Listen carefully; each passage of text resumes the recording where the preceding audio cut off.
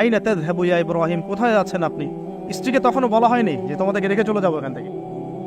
স্ত্রীকে তখনও কিন্তু বলা হয় নাই যে তোমাকে রেখে চলে যাবো এখানে, তোমার সন্তানের এই যে দুধের বাচ্চা রেখে চলে যাবো, তখনও কিন্তু তারা জানেন না। জিজ্ঞাসা করছেন আইনা তাযহাবু ইয়া ইব্রাহিম, কোথায় যাচ্ছেন ইব্রাহিম, কোথায় যাচ্ছেন ইব্রাহিম? বুকের মধ্যে পাথর বাঁধা তখন, বুকের মধ্যে তখন ইব্রাহিম আলাইহিস সালাম কি পাথর বাঁধা। এটা পুরুষ, এই ফিলিংসগুলো পুরুষরা বুঝবে, মেয়েরা বুঝবে না। এই বুকে বুকে পাথর বেঁধে হাসি মুখে থাকার যে অনুভূতি, এটা পুরুষরা বুঝবে, মেয়েরা বুঝবে না, তাই না ব্যাপারটা? ইব্রাহিম আলাইহিস সালামের বুকে তখন পাথর বাঁধা, তিনি কথাই বলতে পারতেছেন না, তিনি কথাই বলতে পারতেছেন না। তখন তিনি বললেন যে আপনি কি আল্লাহর হুকুমে রেখে যাচ্ছেন আমাদেরকে এখানে? তখন ইব্রাহিম শুধু মাথা নাড়লেন, মুখ দিয়ে হ্যাঁও বলেন নাই, মাথা নাড়ছেন কেন? তখন মাশা আল্লাহ, এই যে ইসমাইলের মা আলাইহিস সালাম, তিনি বলছেন যে তাহলে আল্লাহ পাক, তাহলে আল্লাহ রাব্বুল আলামিন, আর যদি আপনি আল্লাহর হুকুমেই আমাদেরকে রেখে রেখে গিয়ে থাকেন, তাহলে আল্লাহ পাক আমাদেরকে কোশ্চিন কালেও ধ্বংস করবেন না ইনশাআল্লাহ। এমন মহান তাওয়াক্কুলকে দেখালেন স্ত্রী হাজেরা আলাইহিস সালাম। এবার আসেন, উনিও কিন্তু দেখতে পাচ্ছেন যে আশপাশে কোনো মানুষই নাই, জনমানুষ শূন্য জায়গা, পানি নাই, খাবার নেই, কিছুই নাই। এবার ইব্রাহিম যখন চলে আসলেন, একটা পাহাড়ের আড়ালে গিয়ে দাঁড়ালেন কিছু দূরে এসে, তখন হাত তুলে আল্লাহর কাছে দোয়া করা শুরু করলেন। রব্বি, সূরা ইব্রাহিমের মধ্যে আসছে, রব্বি ইন্নী আসকানতু মিন যুররিয়্যাতি বিওয়াদিন গায়রি যি যার'ইন ইনদা বাইতিকাল মুহাররাম রব্বানা লিয়ুকিমুস সালাহ ফাজআল আফইদাতাম মিনান নাসি তাহওয়ি ইলাইহিম ওয়ারযুকহুম মিনাথ থামারাতি লাআল্লাহুম ইয়াশকুরুন। সুবহানাল্লাহ, তিনি দোয়া করছেন, আল্লাহ আমি আমার স্ত্রী এবং আমার সন্তানকে জনমানবহীন বিরান একটা জায়গায় তোমার ঘরের কাছে রেখে আসলাম। আল্লাহ এই কারণে যাতে করে তারা নামাজ কায়েম করে। কি করে? আল্লাহ তুমি মানুষের মনগুলোকে তাদের দিকে ঘুরিয়ে দিও এবং তাদেরকে ফল ফলাদি দিয়ে রিজিক দিও, যাতে করে তারা তোমার শুকরিয়া আদায় করতে পারে। এখনো দেখেন ওই জায়গায় নামাজ ঠিকই কায়েম হচ্ছে। ওই জায়গায় কিন্তু নামাজ পড়েও যেমন শান্তি, নামাজের আসল রুহানিয়াত ওখানে বোঝা যায়। 24 ঘন্টা ওখানে নামাজ তাওয়াফ সাই চলতেই আছে, 1 মিনিটের জন্য বন্ধ হচ্ছে না দেখেন। তারপরে মানুষের মন অটোমেটিক ওখানে ঘোরানো থাকে। সবাই চায় জীবনে অন্তত একটাবার হজ করতে, একটাবার আল্লাহর ঘর দেখতে। আর পৃথিবীর এমন কোনো ফল পাবেন না সেখানে নাই। অথচ ওখানে কিন্তু খুব কৃষিভিত্তিক কিছু চাষ হয় না, খুব একটা চাষ হয় না। ইব্রাহিম আলাইহিস সালামের দোয়ার বরকত দেখেন, কি বরকত! ব্যাস আল্লাহ রাব্বুল আলামিন কবুল করলেন। এবার এই যে খাবার পানি যখন ফুরিয়ে আসলো, তখন এই যে মা হাজেরা আলাইহিস সালাম ছোটাছুটি শুরু করলেন সাফা আর মারওয়ায়, সাফা মারওয়ায়। একবার সাফার উপরে ওঠেন, একবার মারওয়া। এখনকার সাফা মারওয়া না, এখন মোজাইক দিয়ে টাইলস করে দেওয়া সাফা মারওয়া না, যেটা আমরা সাই করি, এই সাই সেই সাই না। ওইটা তখন ছিল একদম রুক্ষ একটা জায়গা, জীর্ণ শীর্ণ, একদম ভূমি ছিল। আর এখন তো কয়েক তালা হয়েছে। এটা যারা ওমরা হজ করেছেন বা হজ করেছেন তারা জানেন। তো এরকম বিরান জায়গা সাফা মারওয়া, একজন মহিলা, একজন নারী, তার কি জাজবা! সে এই শক্তি কোথায় পাচ্ছে? সেই শক্তি পাচ্ছে কোথায়? সেই তাওয়াক্কুল কোথায় পাচ্ছে? কোন আশা নিয়ে সে ছুটছে আর কি? আর আমরা কোন আশা নিয়ে দুনিয়ার পথে ছুটছি আর কি? পানি, বাচ্চা এদিকে কান্নাকাটি করছে, বাচ্চা কান্নাকাটি করছে, চিৎকার করছে, সে দৌড়াচ্ছে, একবার সাফা একবার মারওয়া, একবার সাফা একবার মারওয়া। আমরা যখন হজ করতে যাই, উমরা করতে যাই, কখনো এই ফিলিংসই আসে না আমাদের মধ্যে। ওইখানে গিয়ে সেলফি উঠানো শুরু করে মানুষ। আমরা গিয়েছিলাম, অবাক হয়ে যায়, ওখানে সেলফি উঠে মানুষ বসে বসে। সাফা মারওয়া সাইর কোনো ফিলিংসই নাই। এটা হাজেরা আলাইহিস সালামের স্মৃতি আল্লাহ পাকের কাছে। এই দৌড়াদৌড়ি এতই ভালো লেগেছে, আল্লাহ পাক কিয়ামত পর্যন্ত রেখে দিয়েছেন সুবহানাল্লাহ। একজন নারীর সম্মানে, এই সন্তান, মায়ের বাঁধন, সুবহানাল্লাহ, এগুলা আসলে বলে বোঝানো যায় না ফিলিংসগুলা। এই 7 বার সাইর মধ্যেই আল্লাহ রাব্বুল আলামিনের এই যে হুকুম চলে আসলো। দেখেন যে ইসমাইলের পায়ের কাছ থেকে পানির ফোয়ারা বের হচ্ছে। এই পানির ফোয়ারা বের করে দিয়ে গেলেন কে? জিবরাইল আলাইহিস সালাম। আর তিনি বলে গেলেন যে তোমরা কষ্ট নিও না, এখানে আল্লাহর ঘর হবে, এই ছেলে আর তার বাবা মিলে ঘর নির্মাণ করবে। এবার তিনি এই যে পানি, জমজম কূপ তৈরি হয়ে গেল, পানি হলো, পানি দেখে পাখি আসলো। কি আসলো প্রথমে? পাখি কিন্তু পানি খোঁজে। এরপরে ওখানে ওই পাখিকে দেখে একদল মানুষ আসলো। আর এই মানুষগুলো ইয়েমেন থেকে আসছে। কোথা থেকে? এবং এই গোত্রই পরবর্তীতে আরবে বিস্তার লাভ করেছে। এই গোত্রের মেয়ের সাথে ইসমাইল আলাইহিস সালামের বিয়ে হয়েছে। পরবর্তীতে এই গোত্রের হাত ধরে কুরাইশ বংশ হয়েছে এবং এই কুরাইশ বংশে আমাদের শেষ নবী মুহাম্মদ সাল্লাল্লাহু আলাইহি ওয়াসাল্লামের জন্ম হয়েছে। বুঝতে পারলেন? এই হলো ইতিহাস।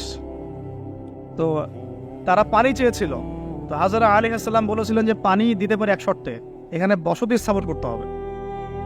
ওরা তো আরো ভালো, বসতি স্থাপন করবো, পানিও পাবো, সব তো আরো ভালো হলো। এখানে ইসমাইল আলাইহিস সালাম বড় হন, পরবর্তীতে এখানকারই এক মেয়েকে তিনি বিয়ে করেন, নারীকে বিয়ে করেন। তার বংশতে আসে মুহাম্মদ, তার বংশতে আস্তে আস্তে যে কুরাইশ, বনু হাশেম, বনু মাখজুম, এগুলো হতে হতে হতে মুহাম্মদ সাল্লাল্লাহু আলাইহি ওয়াসাল্লাম কুরাইশ বংশে জন্ম নেন। তাহলে আমাদের নবীর পিতা কে বলেন? ইসমাইল। কোন কে? ইসমাইল আলাইহিস সালামকে বলা হয় আরব জাতির পিতা, আলাদা করে আরব জাতির পিতা। আর তখনই কিন্তু আরবি ভাষাটাই, যে আমরা যে এখনকার যে আরবি ভাষাটা দেখছি, এই আরবি ভাষাটা কিন্তু এই বনু জহরুম গোত্র থেকে আসছে। আর বুঝতে পারছেন, এই গোত্রের ভাষা ছিল এই ক্লাসিক্যাল আরবি ভাষা, আমরা যে আরবিটা এখন চর্চা করি। তো এবার ইসমাইল আলাইহিস সালামের বয়স যখন এবার আবার একটু বড় হলো, বেশি হলো, 10 থেকে 13 বছর, তখন আরেকটা পরীক্ষা। এর মাঝে মাঝে বাবা আসেন, দেখেন যান, দেখেন যান। এখন শেষ বয়সে যারা সন্তান পেয়েছেন তারা এই জিনিসগুলো বোঝেন। আমরা যারা বিয়ে শাদী করি নাই, সন্তান হয় নাই, আমরা আসলে এগুলো পড়ি, বুঝতে পারি। কারো যদি সন্তান মারা গিয়ে থাকে, তাকে দাফন করে থাকেন, তারাই ফিলিংসগুলো বোঝেন, বুঝবেন।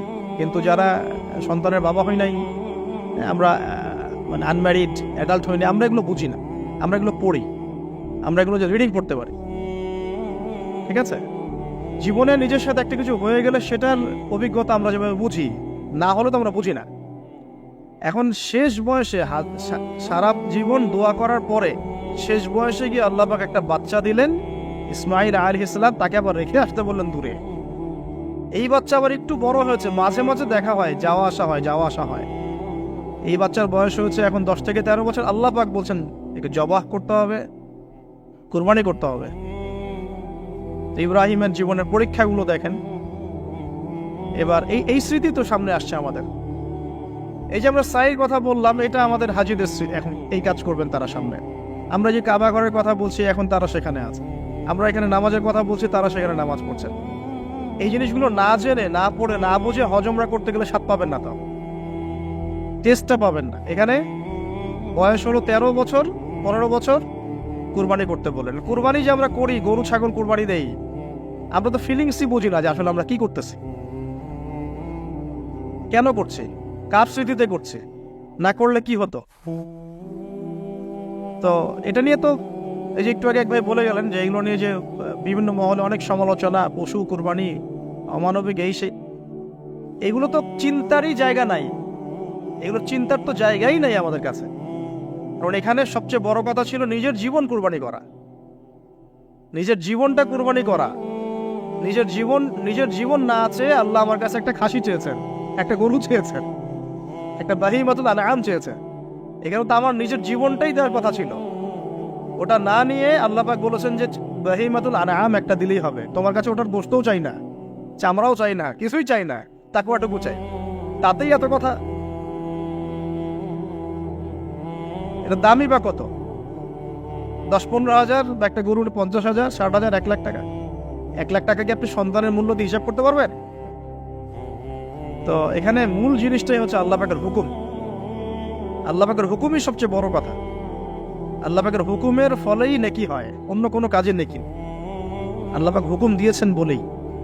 একটা এক্সাম্পল দিয়ে যা সামনে যাব। হাজিরা মিনায় রাত কাটাবে না? মিনায় এমনিতে হারাম শরীফে নামাজ পড়লে কত নেকি হয়? 1 রাকাত নামাজ পড়লে 1 লক্ষ নেকি হয়। মানে 1 ওয়াক্ত নামাজ পড়লে 1 লক্ষ ওয়াক্তের নেকি। হারামের কথা বলছে, কাবার কথা বলছে। আর মদিনায় তো 1000। তো কাবা ঘরে নামাজ পড়লে এত নেকি হয়। আল্লাহ রাব্বুল আলামিন এখান থেকে হাজিদেরকে বলেছেন যে মিনায় গিয়ে রাত কাটাতে হবে। এখানে হুকুমটা কি? মিনায় গিয়ে রাত কাটাতে হবে, এটা হজের একটা কাজের মধ্যে অন্তর্ভুক্ত। মিনায় গিয়ে রাত কাটাতে হবে। আর কেউ যদি মনে করে যে মিনায় গিয়ে তো নামাজ পড়লে তো 1 লক্ষ রাকাত নেকি নাই, হারাম শরীফে নামাজ পড়লে 1 ওয়াক্ত পড়লে 1 লক্ষ ওয়াক্তের নেকি হয়, তা আমি হারামেই থেকে যাই, মিনায় যাব না, ও কি নেকি পাবে না, আর হজই হবে না। এখানে নেকিটা বড় কথা না, বড় কথাটা কি আল্লাহর হুকুম। আল্লাহ পাকের হুকুমের পিছনে কি নেকি আছে এটা আমি সংখ্যা দিয়ে কাউন্ট করতে পারবো না। আল্লাহ পাক হুকুম দিয়েছেন মানে সেখানে ইনফিনিটিভ নেকি আছে, ওটা 1 লক্ষ 2 লক্ষ 5 লক্ষ দিয়ে হিসাব করা যাবে না। এখানে কেন কুরবানি করছি? আল্লাহর হুকুম, যুক্তি বিজ্ঞান দর্শন খোঁজার দরকার নেই তো। তো এবার আল্লাহ রাব্বুল আলামিন কিভাবে বলছেন কোরআনে? আল্লাহ পাক বলছেন, ইব্রাহিম আলাইহিস সালাম বলেন, ইন্নী যাহিবুন ইলা রাব্বি সায়াহদিন, আমি চললাম আমার রবের পথে, তিনি আমাকে পথ দেখাবেন। এই আয়াতটা খুবই মনে শান্তিদায়ক আয়াত। জীবনে অনেক কিছু হয়ে যাবে, কিন্তু এই আয়াতটা যদি তেলাওয়াত করতে পারে ভিতরে ভিতরে আল্লাহকে পাবেন। ইন্নী যাহিবুন ইলা রাব্বি সায়াহদিন, আমি ছুটলাম, আমি চললাম আমার রবের দিকে, তিনি আমাকে পথ দেখাবেন। রব্বি হাবলি মিনাস সালিহিন, আল্লাহ আমাকে সুসন্তান দান করুন, সালেহীন সন্তান দান করুন। ফাবাশশারনাহু বিগুলামিন হালিম, আল্লাহ বলছেন আমি তাকে সহনশীল সন্তান দান করলাম, সহনশীল সন্তান দান করলাম। এবার ফালাম্মা বালাগা মাআহু সা'য়া, এবার যখন বাচ্চাটা বাবার সাথে দৌড়াদৌড়ি করা শিখলো, মানে এই যে 10, 12, 14 বছর বয়স, এই সময় বাচ্চাগুলো আরো বেশি আকর্ষণীয় হয়। শেষ বয়সের বাচ্চা, এত দোয়া করার পরে একটাই বাচ্চা, একটাই ছেলে, শেষ বয়সের, কেবল বড় হচ্ছে, বাবার সাথে মানে দৌড়াদৌড়ি করতে শিখছে, সন্তানের প্রতি বাবার ভালোবাসা আরো গাঢ় হচ্ছে। আল্লাহ পাক তখনই পরীক্ষা নিলেন, যাতে দেখতে চান আল্লাহ পাক আমার ভালোবাসা বেশি না তোমার সন্তানের প্রতি ভালোবাসা বেশি। সন্তানকে পেয়ে আবার আমাকে বলে যাওনি তো। সুবহানাল্লাহ, সুবহানাল্লাহ। এবার ফালাম্মা বালাগা মাআহু সা'য়া, যখন সন্তান ছোটাছুটি করা শুরু করলো, দৌড়াদৌড়ি করতে শিখলো, ক্বালা ইয়া বুনাই, ইব্রাহিম আলাইহিস সালাম বলছেন, হে আমার সন্তান, ইন্নী আরা ফিল মানামি আন্নী আযবাহুকা, আমি আমার স্বপ্নে দেখেছি আমি তোমাকে জবাই করছি। এই কথাটা কিন্তু তিনি গিয়েই তাকে বলেন নাই, তিনি সন্তানকে নিয়ে হাঁটছেন হাঁটছেন হাঁটছেন, কাবাগর থেকে প্রায় 8 কিলোমিটার দূরে চলে গেছে, যেখানে কুরবানি করি মিনা প্রান্তরে 8 কিলোমিটার দূরে চলে গেছে। সেখানে গিয়ে তিনি বলছেন যে বাবা আমি স্বপ্ন দেখেছি আমি তোমাকে জবাই করছি। আগে কিন্তু বলেন নাই যে আমি স্বপ্ন দেখেছি তোমাকে জবাই করছি, চলো আমার সাথে। জেনে ইসমাইল আলাইহিস সালাম জেনে শুনে যাননি ওখানে যে আমাকে ওখানে গিয়ে জবাই করবে আব্বা, অ্যাটেম্প্ট নেবে। তিনি আগে জানতেন না, ইসমাইলও আগে জানতেন না। যখন তাকে নিয়ে গেছেন, ওই স্পটে নিয়ে গেছেন যে যেখানে জবাই করবেন বা মনস্থ করেছেন, ওইখানে গিয়ে তিনি বলছেন যে ইন্নী আরা ফিল মানামি আন্নী আযবাহুকা, বাবা আমি স্বপ্ন দেখেছি আমি তোমাকে জবাই করছি। আনজুর মাযা তারা, তোমার রায় কি আমাকে বলো, তুমি কি ভাবছো আমাকে বলো। যেমন বাবা আর যেমন বাবা তেমন সন্তান হচ্ছে এখানে বড় কথা হবে, যেমন মা তেমন সন্তান। মা বলেছিল এক সময়, আপনি কোথাও যাচ্ছেন আমাদেরকে ছেড়ে, তাই না, মনে আছে? ও আচ্ছা, আল্লাহ আদেশ করেছেন, তাহলে আল্লাহ আমাদেরকে ধ্বংস করবেন না। ঠিক ওই রকম মায়ের গর্ভ থেকে এই সন্তান যে বলছে যে ইয়া বাতি, হে আমার আব্বা, ইফআল মা তুমার, আপনি করেন, আপনাকে যে আদেশ করেছে আল্লাহ পাক আপনি সেটাই করেন। সাতাজিদুনি ইনশাআল্লাহু মিনাস সাবিরিন, ইনশাআল্লাহ আপনি আমাকে ধৈর্যশীল পাবেন। একটা ছেলে আমাকে দেখেন এই জেনারেশনের, একটা ছেলে যে এইভাবে আল্লাহর জন্য জীবন দেওয়ার জন্য প্রস্তুত। দেওয়ার দরকার নেই জীবন, আল্লাহর জন্য জাস্ট 5 ওয়াক্ত নামাজটা পড়ুক, আল্লাহর জন্য 5 ওয়াক্ত নামাজ পড়ুক, ফজর সহ আল্লাহর জন্য রেগুলার তাহাজ্জুদ পড়ে। জীবন দেওয়া বহুত দূরের কথা, এটা হাইয়েস্ট লেভেল, এটা আমি বলতে চাচ্ছি না। আল্লাহর জন্য কোরআনটা হিফজ করেছে, একটা পড়া হিফজ করেছে, বা অ্যাটলিস্ট আল্লাহর জন্য কোরআন তেলাওয়াত করা শিখেছে, জাস্ট রিসাইট করা শিখেছে। আল্লাহর জন্যে মানে কোনো মাদ্রাসায় বা কোনো উস্তাদের কাছে বা কোনো কোর্সে 6 মাস 1 বছর 2 বছর পড়াশোনা করেছে। আল্লাহর জন্য একটু দাওয়াতি কাজ করেছে, আল্লাহর জন্য একটা বই লিখেছে, আল্লাহর জন্য দিন প্রতিষ্ঠার কিছু চেষ্টা করেছে, মানে আল্লাহর জন্য কিছু করেছে। এই এখনকার যে হিউজ জেনারেশনটা আছে, লাখ লাখ কোটি কোটি ছেলে মেয়ে, এখান থেকে আপনি আমাকে 5% ছেলে মেয়ে দেন, ইনশাল্লাহ দিন কায়েম করে দিব বাংলাদেশ, ইনশাল্লাহ। 5% দেন, খালি খুঁজে বের করে প্রত্যেকটা ঘরে ঘরে একটা করে এরকম ছেলে আছে নাকি যে বলতে পারে যে ইয়া আবাতি ফাআল মা তুমার সাতাজিদুনি ইনশাআল্লাহু মিনাস সাবিরিন। কি শিক্ষা মা দিয়েছেন ছেলে সন্তানকে, কি শিক্ষা মা দিয়েছেন সন্তানকে, কি শিক্ষা মা দিয়েছেন সন্তানকে। আর এরকম মাই বা কোথায় পাবেন এখন আপনি, এরকম মাই বা কোথায় পাবেন বাসায় বাসায়? সব স্টার জলসা জি বাংলা মা এখন। হ্যাঁ, ঘরে ঘরে এগুলা মা সব এখন, স্টার জলসা মা, জি বাংলা মা, হলিউড বলিউড ঢালিউড সব ভর্তি। এদের তো কি, এদের জীবনটাই পাশবিক, এদের জীবনটাই পাশবিক। এমন মাদেরকে স্ত্রীদেরকে আমরা ঘরে নিয়ে আসতেছি, স্বামীর হায়াত কমায় রেখে দিচ্ছে একেবারে, সারাদিন দুনিয়া দুনিয়া দুনিয়ার দুনিয়া। হাজারের মতো মা ছাড়া কি ইসমাইলের মতো জেনারেশন আসবে কিনা বলেন দেখে? হাজারা আলাইহিস সালামের মতো মা ছাড়া ইসমাইলের মতো জেনারেশন সম্ভব? আর ইসমাইলের মতো জেনারেশন না পেলে বাংলার জমিনে বা সারা বিশ্বে দিন প্রতিষ্ঠা হবে কোনোদিনও সম্ভব না। তো ইসমাইল আলাইহিস সালামের এই কথার পরে, এই কথা যখন বাস বাবা তো এখন বুঝে ফেললেন যে আমার ছেলে তো যেই সেই ছেলে না, সে আবার ইনশাআল্লাহ বলেছে, ইনশাআল্লাহ মিনাস ফালাম্মা আসলামা ওয়া তাল্লাহু লিল জামিন। আল্লাহ পাক এত চমৎকার করে কোরআনের মধ্যে মানে আয়াতগুলোকে নিয়ে এসেছেন, বালাগাত এত উঁচু মানের। ফালাম্মা আসলামা, যখন তারা দুজনে আত্মসমর্পণ করলো। কিসের সামনে আত্মসমর্পণ করলো? আল্লাহর হুকুমের সামনে আত্মসমর্পণ। এটাই ইসলাম। ইসলাম মানে কি? এই যে এইটা ইসলাম, আল্লাহর হুকুমের সামনে মাথা নত করার নাম ইসলাম। আর আমরা তো প্রত্যেকটা কাজের পিছনে লজিক খুঁজি। নামাজ কেন পড়তে হবে, রোজা কেন রাখবো, যাকাত কেন দিব? তো তোমাকে কেন খুঁজতে কে বলেছে? আল্লাহ বলেছেন তাই করব, রাসূল বলেছেন তাই করব। আল্লাহ নিষেধ করেছেন তাই করব না, রাসূল নিষেধ করেছেন তাই করব না। এত যুক্তি দর্শনের কি দরকার? সব তো আমার মাথায় ধরবে না। এই যে ফালাম্মা আসলামা, এই যে ইসলাম শব্দটা এখানে আছে, ফালাম্মা আসলামা, যখন তারা দুজন ইসলাম কবুল করলো না, এখানে যখন তারা দুজন আত্মসমর্পণ করলো, আল্লাহর হুকুমের সামনে মাথা নত করলো, ওয়া তাল্লাহু লিল জাবিন, ডান দিকে উপর করে কাত করে শুইয়ে দিল সন্তানকে, জবাই করার সময় যেমন করে শোয়াই আমরা, ব্যাস এই পর্যন্ত ঘটনা। তারপরে আল্লাহ পাক বলছেন ওয়া নাদাইনাহু ইয়া ইব্রাহিম, তখন আমরা ইব্রাহিমকে আওয়াজ দিলাম, হে ইব্রাহিম, হে ইব্রাহিম, হে ইব্রাহিম, কদ সাদ্দাকতা রুইয়া, তুমি তোমার স্বপ্নকে সত্যায়ন করেছো, তুমি তোমার স্বপ্নকে সত্যায়ন করেছো। দেখেন, এটা স্বপ্ন, এটা কিন্তু জিবরাইল আলাইহিস সালাম এসে সরাসরি ওহীও করেন নাই, যে যেমন এসে সরাসরি বলা যে আপনার সন্তানকে কোরবানি করতে হবে। কিন্তু স্বপ্ন, এটা আরো বড় পরীক্ষা। কারণ স্বপ্ন, শয়তান ওই সময় 3 বার পাথর নিক্ষেপ করেছে না, শয়তান বোঝানোর চেষ্টা করেছে এটা তো স্বপ্ন, ভুলও হতে পারে, এটা তো স্বপ্ন, মিথ্যা স্বপ্নও দেখতে পারো। তখন তিনি 3 বার শয়তানকে পাথরও মেরেছেন, মনে আছে? ওইটা কিন্তু হাজিরা এখনো করছেন না? দেখেন, আরো বড় পরীক্ষা। এখানে কিন্তু সরাসরি জিবরাইল আলাইহিস সালাম এসে বলেন না যেটা করেন, বরং স্বপ্নের মধ্য দিয়ে মেসেজ দেওয়া হচ্ছে। এখন তো আমরা অনেকে স্বপ্নের স্বপ্নের অস্তিত্ব অস্বীকার করি। স্বপ্ন সত্য হতে পারে অনেকেরই, অমুসলিমেরও স্বপ্ন সত্য হতে পারে।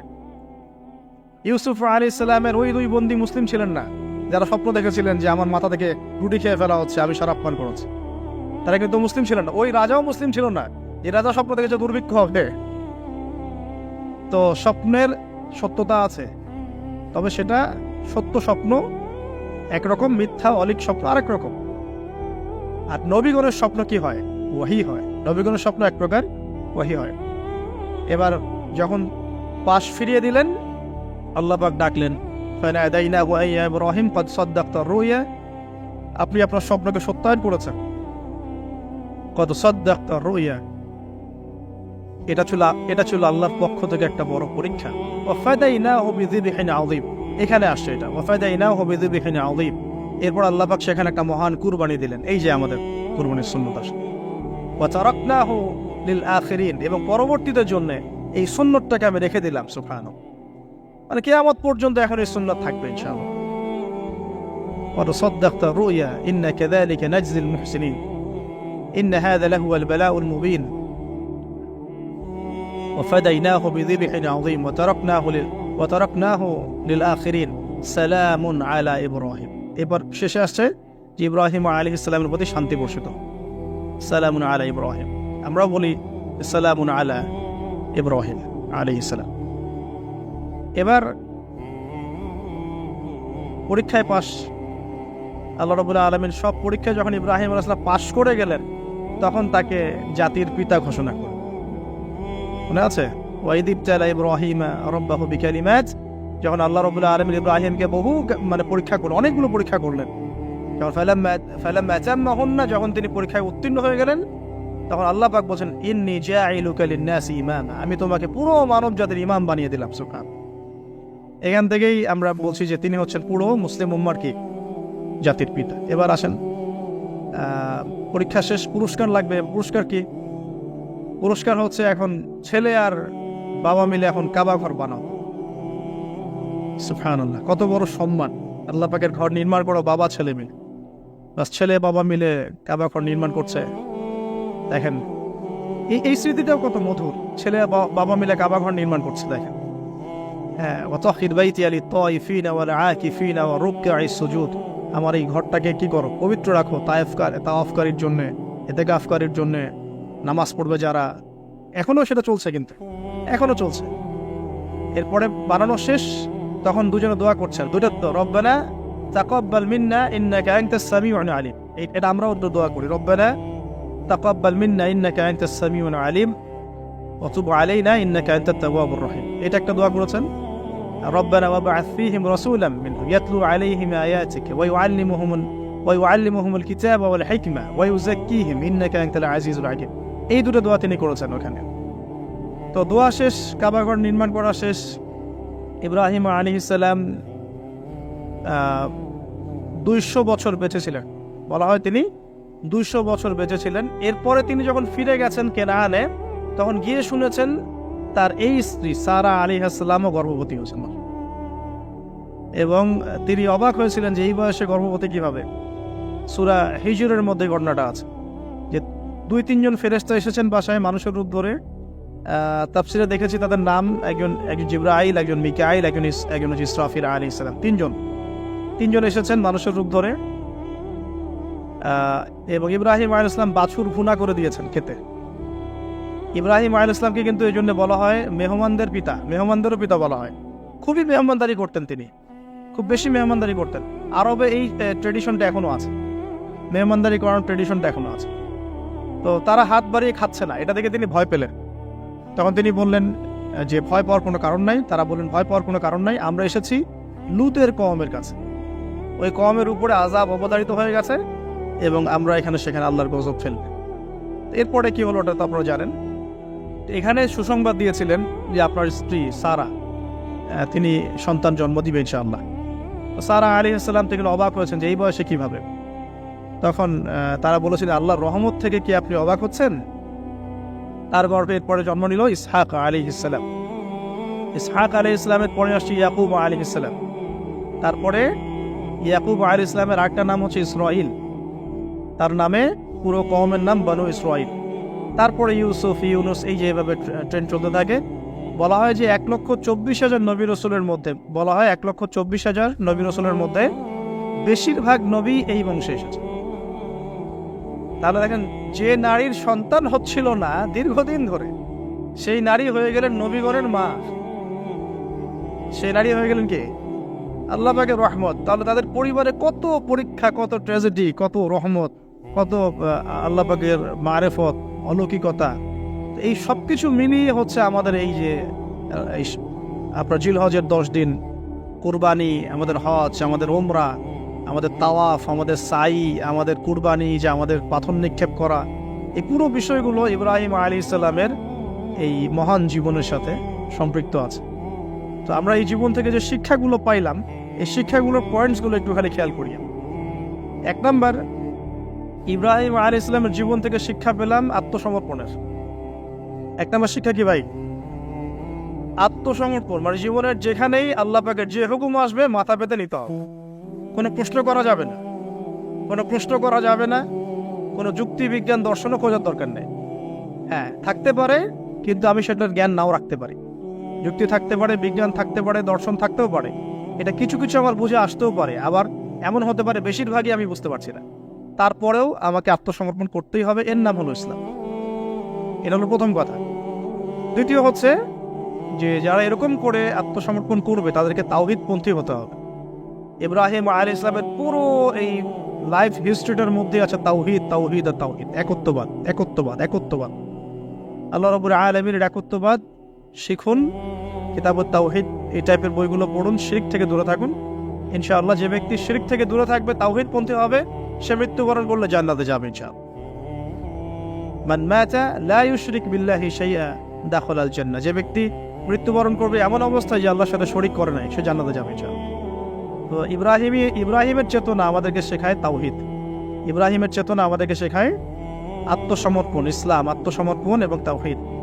আরও শেখায় আল্লাহর প্রতি তাওয়াক্কুল, আল্লাহর প্রতি কি তাওয়াক্কুল, ভরসা করা। কিভাবে তারা ভরসা করেছেন, তাওয়াক্কুল করেছেন, সবসময় বলেছেন হাসবি আল্লাহ ওয়া নি'মাল ওয়াকিল, হাসবি আল্লাহ ওয়া নি'মাল। বলা হয় যে এই কালিমাটাও যদি সকাল সন্ধ্যায় কেউ 7 বার করে পড়ে, যে হাসবি আল্লাহু লা ইলাহা ইল্লা হু আলাইহি তাওয়াক্কালতু ওয়া হুয়া রাব্বুল আরশিল আযীম, এই দোয়াটাও যদি সকাল সন্ধ্যায় কেউ 7 বার করে পড়ে, দুনিয়া আখিরাতের যে কোনো প্রয়োজন আল্লাহ পূরণ করে দিবে চাও। এটাও সূরা তাওবার মধ্যে আছে, ঠিক আছে। তারপরে 4 নম্বর হচ্ছে যে জ্ঞানতাত্ত্বিক যুদ্ধ, মানে ইব্রাহিম আলাইহিস সালাম কিন্তু হাত দিয়ে যুদ্ধ করেন নাই, কিন্তু জ্ঞানতাত্ত্বিক দর্শন দিয়ে, জ্ঞান দিয়ে তিনি কিন্তু সারা জীবন ধরেই যুদ্ধ করে গেছেন মানে বাতিলপন্থীদের সাথে। আপনারা শুরুতে দেখলেন একটা একটা করে। 5 নম্বর হচ্ছে যে তার জীবনে হিজরতের ঘটনা ছিল, তাকে পরিবার থেকে বাধা পেতে হয়েছে, সমাজ থেকে বাধা পেতে হয়েছে, তাকে ধর্মনেতারা চ্যালেঞ্জ করেছে, এমনকি নমরুদের অগ্নি পরীক্ষাতেও পড়তে হয়েছে, তারপরে তাকে হিজরত করতে হয়েছে। এই প্রত্যেকটা সুন্নত আমাদের নবী সাল্লাল্লাহু আলাইহি ওয়াসাল্লামের জীবনেও হয়েছে। তাকেও পরিবার থেকে বাধা দেওয়া হয়েছে, সমাজ বাধা দিয়েছে, তাকে ধর্মনেতারা বাধা দিয়েছে এবং তাকেও দেশ ছাড়া করা হয়েছে। 5 নম্বর নেককার স্ত্রীর ভূমিকা। তাদের উভয়ের জীবনে নেককার স্ত্রীর একটা মারাত্মক ভূমিকা ছিল। এটা চিন্তা করে দেখেন, যদি আমরা সারা আলাইহিস সালাম আর হাজেরা আলাইহিস সালামকে এই পুরো হিস্ট্রি আর গল্পটা থেকে মাইনাস করে দিই, গল্পের কতটুকু বাকি থাকে বুঝতে পারছেন না? এই পুরো গল্প থেকে যদি আমরা এই 2টা ক্যারেক্টারকে মাইনাস করি, তাহলে কিন্তু গল্পের আর কিছু বাকি থাকে না, মানে খুব কমই বাকি থাকে। তার মানে তারা এখানে অনেক ভাইটাল ক্যারেক্টার। এই কারণে আমাদের জীবনেও সবচেয়ে ভাইটাল ক্যারেক্টার কারা? আমাদের স্ত্রীরা। আমাদের পিতামাতার চাইতেও বেশি বড় ভাইটাল ক্যারেক্টার কারা? তো এই জন্য স্ত্রী এবং স্বামী চুজ করার ক্ষেত্রে সর্বোচ্চ সতর্ক থাকতে হবে এবং স্ত্রীদেরকে অবশ্যই তাওহীদপন্থী হতে হবে, হাজরা আলাইহিস সালামের মতো দিনদার, নেককার, পরেজগার, আল্লাহর প্রতি ভরসাকারিনী হতে হবে, সবর, ধৈর্য ধারণকারিনী হতে হবে, ধৈর্য ধারণকারী। এবং স্বামী যদি নেককার হয়, সেই স্বামীকে সাপোর্ট করা, তাকে তার স্বপ্ন, তার ভিশনকে এগিয়ে নেওয়া, তার পাশে থাকা, তাকে পিছন থেকে বুস্ট আপ করা, এগুলো স্ত্রীর দায়িত্ব। এগুলো যদি করতে পারে তাহলে পরিবারটা ইনশাআল্লাহ ইব্রাহিমের তাওহীদের আদর্শের পরিবার হবে ইনশাআল্লাহ তাআলা। ওই পরিবারের কর্তাই হবে ইব্রাহিমের মতো, আর ওই পরিবারের স্ত্রী হবে হাজেরা সারার মতো ইনশাআল্লাহ। তখন ওই পরিবার থেকে ইসমাইলের মতো সন্তান প্রডিউসড হবে ইনশাআল্লাহ আযজা ওয়া জাল। এরপরে আছে যে অগ্নি পরীক্ষা। আপনি যদি তাওহীদপন্থী হন, পরিপূর্ণ মুসলিম হওয়ার চেষ্টা করেন, পদে পদে আল্লাহ পরীক্ষা নেবেন, এমনকি বড় পরীক্ষাও আসতে পারে। সেসব পরীক্ষার জন্য আল্লাহ পাকের বান্দারা মানসিকভাবে প্রস্তুত থাকবে ইনশাআল্লাহ। এরপরে ভালোবাসার সর্বোচ্চ লেভেলটা শুধু আল্লাহ পাকের জন্যে। দেখেন, সন্তানের ভালোবাসার চাইতেও আল্লাহর ভালোবাসাকে তিনি বড় করে দেখেছেন, তাই না? তো আল্লাহ পাকের চাইতে বেশি কাউকে ভালোবাসা যাবে না। আল্লাহর জন্য অন্যদেরকে ভালোবাসবো, আল্লাহর জন্য সবকিছু করবো ইনশাআল্লাহ। তারপর আরো অনেক আছে, যেমন বিপদে কষ্টে তারা নামাজ পড়েছেন, তাই না? কষ্টে বিপদে তারা নামাজে দাঁড়িয়েছেন। তো এটা আমাদের শেখা উচিত ইব্রাহিম আলাইহিস সালামের জীবন থেকে, বিপদে কষ্টে সমস্যা পড়ে নামাজে দাঁড়িয়ে যাওয়া। তারপরে শয়তানের ধোকায় না পড়ে পাথর নিক্ষেপ করেছেন। জীবনে পদে পদে শয়তান ধোকা দেওয়ার চেষ্টা করবে, শয়তানকে এভাবেই পাথর নিক্ষেপ করে পথ চলতে হবে। আল্লাহ পাক তৌফিক দান করুন। এছাড়াও আল্লাহ রাব্বুল আলামিনের বন্ধু ছিলেন ইব্রাহিম আলাইহিস সালাম। আল্লাহ রাব্বুল আলামিন তার সাথে কুরবানি এবং হজের মহান স্মৃতিকে জড়িত করেছেন। তো যারা আমরা হজ করতে যাব ইনশাআল্লাহ, উমরা করতে যাবেন যারা, বা কুরবানি করব আমরা এই সামনে, অবশ্যই ইব্রাহিম আলাইহিস সালামের জীবনী, ইসমাইল আলাইহিস সালামের জীবনী, হাজরা আলাইহিস সালামের জীবনী, তাদের এই পুরো হিস্ট্রিটা অন্তত একবার পড়ে দেখব কুরবানি করার আগে। তাহলে ইনশাআল্লাহ ইবাদতে আমরা অনেক বেশি স্বাদ পাবো। আর সবশেষ কথা হচ্ছে যে এই যে ইব্রাহিম আলাইহিস সালামকে সারা জীবন ধরে পরীক্ষা দিতে হলো, তিনি আত্মসমর্পণ করলেন, হিজরত করলেন, তিনি বাইতুল্লাহ নির্মাণ করলেন, সন্তান কুরবানির মতো পরীক্ষা দিলেন, স্ত্রীকে রেখে আসলেন ইত্যাদি। তার এই পুরো জীবনটাতে তার পাশে সংখ্যাগরিষ্ঠ মানুষটা সাথে ছিল না কখনো, তার পাশে খুব বেশি মানুষ ছিল না, অল্প কিছু মানুষই ছিল। ঠিক আছে, তো হকপন্থী মানুষ অল্প হবে, এটা সত্য, এবং তাদের উপরে আল্লাহ রাব্বুল আলামিনের রহমত বরকত থাকবে। শেষ কথা হচ্ছে, ইব্রাহিম আলাইহিস সালাম যখন এভাবে একা একা পরীক্ষা দিচ্ছিলেন, তখন আল্লাহ পাক একটা কথা বলেছেন, ওইটা দিয়ে আমি শেষ করছি। আল্লাহ রাব্বুল আলামিন বলেছেন যে ইব্রাহিম একাই একটা উম্মাহ, ইব্রাহিম একাই একটা উম্মাহ। তো যদি আপনি একাই হকপন্থী হন, আল্লাহ পাকের কাছে আপনি পুরো একটা উম্মার সমান গুরুত্ব রাখবেন ইনশাআল্লাহ। আল্লাহ পাক আমাদের সবাইকে তাওহীদ শেখার তৌফিক দান করুন এবং পরিপূর্ণ ইসলাম পালন করার তৌফিক দান করুন। আল্লাহ পাকের যাবতীয় হুকুম আহকামকে একদম বিনা বাক্য ব্যয়ে মেনে নেওয়ার মানসিকতা আল্লাহ পাক দান। আচ্ছা, সর্বশেষ একটা পয়েন্ট বলে শেষ করে দেই, আমাদের নামাজের সময় চলে যাচ্ছে। আমি এতক্ষণ যে কথাগুলো বলেছি, এই কথাগুলোর সামারি করে দিই আগে। প্রথমে আমি আপনাকে বলেছি যে এই জীবনে আমরা চিরস্থায়ী নই, মৃত্যুবরণ করতে হবে। সো আমাদের হাতে সময় আছে হায়েস্ট 50, 60, 70 বা 100 বছর। এই সময়টুকুতে আমি কিভাবে আল্লাহর পথে চলবো, আল্লাহ পাক একা ছেড়ে দেন নাই। আমরা রবকে চিনেছি আয়াতুল কুরসির মধ্য দিয়ে, সূরা ইখলাসের মধ্য দিয়ে। সেই রবের দাসত্ব করব কিভাবে, আল্লাহ পাক দিয়েছেন কোরআন এবং এর ব্যাখ্যা হাদিস, এটা ফলো করব। কিভাবে ফলো করব, নবী সাল্লাল্লাহু আলাইহি ওয়াসাল্লামের আদর্শ অনুযায়ী ফলো করব, সাহাবীদের মতো করে ফলো করব ইনশাআল্লাহ।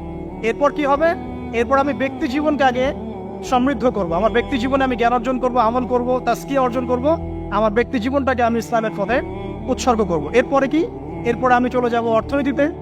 আমার ব্যবসা বাণিজ্যের প্রয়োজন আছে, আমি ব্যবসা বাণিজ্যের ক্ষেত্রে হালাল হারাম মেনে চলবো। ইকোনমিক সেকশনে আমি হালাল হারাম মেনে চলবো, আল্লাহর বিধান মেনে চলবো। শিক্ষা ক্ষেত্রে আমি আল্লাহর ওহীর জ্ঞান অর্জন করব। এরপর পরিবার গঠন করব, সেখানেও আমি ইনশাআল্লাহ তাআলা আদর্শ ইসলামিক পরিবার গড়ে তোলার চেষ্টা করব। এরপর সমাজ যদি গঠন করতে হয়, তখন আমি গিয়ে সূরা হুজুরাতের সাহায্য নিব। এর মধ্য দিয়ে ইনশাআল্লাহ আমি একটা আদর্শ সমাজের রোল মডেল পাবো। আর সর্বশেষ যেটা হলো, আরো বড় সেকশন, যে পররাষ্ট্রনীতির কথা বলছেন, রাষ্ট্রীয় কথাগুলো বলছেন, বিচারের কথাগুলো বলছেন, এই প্রতিটা বিষয়ের হেদায়েতও কোরআনে দেয়া আছে। এখন এই যুগে, এই সময়ে, এই 21 শতাব্দীতে এসে এই পশ্চিমাদের দৌরত্বের এই যুগে আমরা এটা কতটুকু করতে পারবো আমরা জানি না, কিন্তু জেনে রাখা ভালো। জাস্ট জানার জন্য বলছি। আল্লাহ রাব্বুল আলামিন কুরআনুল কারীমের মধ্যে বলেছেন যে ইয়া দাউদ, হে দাউদ, সূরা সাদের 26 নম্বর আয়াতে আল্লাহ পাক বলেন, ইয়া দাউদ, হে দাউদ, ইন্না জাআলনাকা খলিফাতান ফিল আরদ, হে দাউদ, আমি তোমাকে পৃথিবীতে খলিফা করেছি। আল্লাহর খলিফাকে, যে আল্লাহ রাব্বুল আলামিনের বিধান মেনে চলে, সেই তো আল্লাহর খলিফা। হে দাউদ, আমি তোমাকে পৃথিবীতে খলিফা করেছি, তোমার কাজ কি, ফাহকুম বাইনান নাসি বিল হক, তোমার কাজ হচ্ছে মানুষের মধ্যে হকের মানদণ্ডে বিচার ফয়সালা করবে। আর হক কি আমি কিন্তু আগে বলেছি সূরা কাহফ 29 নম্বর আয়াতে, যে হক সেটাই যেটা আল্লাহর পক্ষ থেকে নাজিল হয়। এই মানদণ্ডে তুমি মানুষের মাঝখানে বিচার ফয়সালা করবে। ওয়ালা তাত্তাবিউল হাওয়া, এবং তুমি তোমার প্রবৃত্তির দাসত্ব করবে না। ফায়ুদিল্লাকা আন সাবিলিল্লাহ, তাহলে এটা তোমাকে আল্লাহর পথ থেকে সরিয়ে নিয়ে যাবে। ইন্নাল্লাযীনা ইউদিল্লুনা আন সাবিলিল্লাহ, নিশ্চয়ই যারা আল্লাহর পথ থেকে বিচ্যুত হয়ে যায়, লাহুম আযাবুন শাদীদ, তাদের জন্য আছে প্রচন্ড যন্ত্রণাদায়ক শাস্তি। বিমা নাসু ইয়াউমাল হিসাব, এই কারণে যে তারা হিসাবের দিনটা ভুলে গিয়েছে। এখানে আমরা একটা দর্শন পেয়ে গেলাম যে আমাদেরকে যদি আল্লাহ রাব্বুল আলামিন বড় লেভেলে নিয়ে যান, তখন আপনাকে কি ফলো করে সমাজ, রাষ্ট্র এবং পলিটিক্যাল অ্যাফেয়ার্সগুলো ডিল করতে হবে। জানি, আমি আপনাদের চেয়ে খুব ভালো করে জানি যে এটা বর্তমান বিশ্বে অলমোস্ট ইম্পসিবল। বর্তমান বিশ্বের যে কাঠামো, ঈসা ইবনে মারইয়াম এবং মাহদী আসার আগ পর্যন্ত এটা ইম্পোজ করা অলমোস্ট ইম্পসিবল। তারপরে আমরা জেনে রাখছি, বিকজ এটা জানার অধিকার তো আপনাদের আছে। আল্লাহ পাক সূরা মাইদা আরো বলেছেন, ওয়ামান লাম ইয়াহকুম বিমা আনজালাল্লাহু ফাউলাইকা হুমুল কাফিরুন। সূরা মাইদা পড়েন 44, 45, 47 তিনটা আয়াত পড়বেন। আল্লাহ পাক বলছেন, যে ব্যক্তি বা যারাই আল্লাহ পাকের নাজিলকৃত বিধান অনুযায়ী ফয়সালা করছে না, তারা জালেম, তারা ফাসিক, তারা কাফের। আল্লাহ পাক বলেছেন, আমার কথা নয়। আল্লাহ পাক আরো বলছেন, যখন তোমরা পলিটিক্যাল অ্যাফেয়ার্সে যাবে, ওয়ালা তাত্তাখিদুল ইয়াহুদা ওয়ান নাসারা আউলিয়া, তোমরা ইহুদি এবং নাসারাদেরকে বন্ধু রূপে গ্রহণ করো না। এই আয়াতটা তেলাওয়াত করলে আমাদের মিডল ইস্টের যারা আছে শাসকরা, তাদের কলিজা কাঁপা শুরু হয়ে যায়। আল্লাহ পাক বলেছেন, ইয়া আইয়ুহাল্লাযীনা আমানু হে মুমিনগণ লা তাত্তাখিযুল ইয়াহুদা ওয়ান নাসারা আউলিয়া, তোমরা ইহুদি এবং নাসারাদেরকে বন্ধুরূপে গ্রহণ করো না। কেন গ্রহণ করো না? বা'দুহুম আউলিয়াউ বা'দ, এরা একে অপরের বন্ধু। ওয়া মান ইয়াতাওয়াল্লাহুম মিনকুম, তোমাদের মধ্যে কেউ যদি ওদের দিকে মুখ ফিরায়, ফাইন্নাহু মিনহুম, সে তাদের অন্তর্গত। ইন্নাল্লাহা লা ইয়াহদিল কওমাজ যালিমিন, আল্লাহ পাক এই জালেমদেরকে হেদায়েত করেন না। সেরকম অনেক আয়াত কোরআনে আছে। এখানে যখন আল্লাহ পাক ওই লেভেলে মানুষকে নিয়ে যাবে, তখন তার উচিত হবে, যদি তার সামর্থ্য থাকে, ক্ষমতা থাকে, তাহলে আল্লাহ রাব্বুল আলামিনের সেই বিধানগুলোকে ইম্পোজ করা। যেটা আমি বলে দিলাম, এই দাজ্জালীয় সভ্যতার যুগে এটা অলমোস্ট ইম্পসিবল। তারপরেও যে ন্যায়ের কথা বলা হয়, যতটুকু পারা যায় অতটুকুর মধ্যেই আল্লাহ রাব্বুল আলামিনের হক, ন্যায়, যেটা আমাদের সমাজের জন্য কল্যাণকর, এই ডিসিশনগুলো নিতে কোনো আপত্তি নেই। আল্লাহ রাব্বুল আলামিন আমাদের ঊর্ধ্বতন কর্তৃপক্ষ যারা আছে সবাইকে শক্তিশালী করুন, আমরা দোয়া করি, এবং তাদেরকে আল্লাহ রাব্বুল আলামিনের কোরআন এবং হাদিস বোঝার তৌফিক দান করুন। সরাসরি না হলেও টেকনিক্যালি ইসলামের বিধানগুলোকে ইম্পোজ করার তৌফিক আল্লাহ পাক সবাইকে দান করুন, আমিন।